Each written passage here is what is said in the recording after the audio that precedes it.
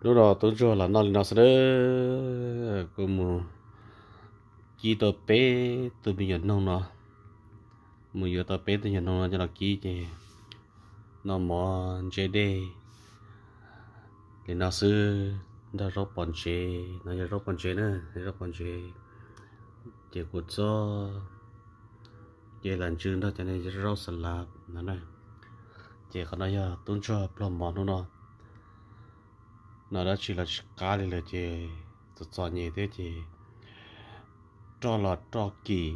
tempers nó là có phải vô là cho tụ sẽ là có đồ là thế thế món nó là ta chỉ nói ít na là cho đồ là thế thế rốt bọn chơi nó là ít bọn này chỉ đồ là thế mà vô ta là ua thế của cho là kỳ rốt salad nó là thôi ít cho xin tức là ta chỉ nói tí ở đồ là cho xin là thế cho vậy thì làm thế nó sợ là nó sẽ chả bây giờ. This is my lunch time today. I have I deep fried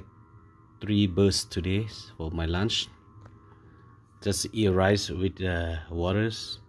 That's what mong call modizia. Waters with rice. This sours, vegetables, the chili pepper, salad. This is my lunch day. Nó lên đó sẽ cũng nó kỳ chỉ là nó lên đó sẽ chụp cái nó muốn chơi đi chơi là ta ở nhà bây giờ tụi nó yep rất là what's up đây cơ đi đó sẽ giờ nó sửa cho chúng ba mùa hồ lửa thế chụp cái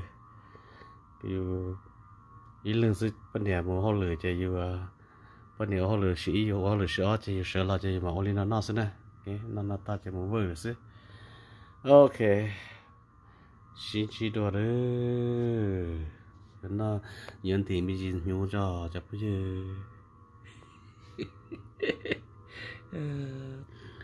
nó mà xóa chấp lời của thì vẫn chạy rõ hơn cho nó nữa ok nó muốn chạy đi chơi hello bye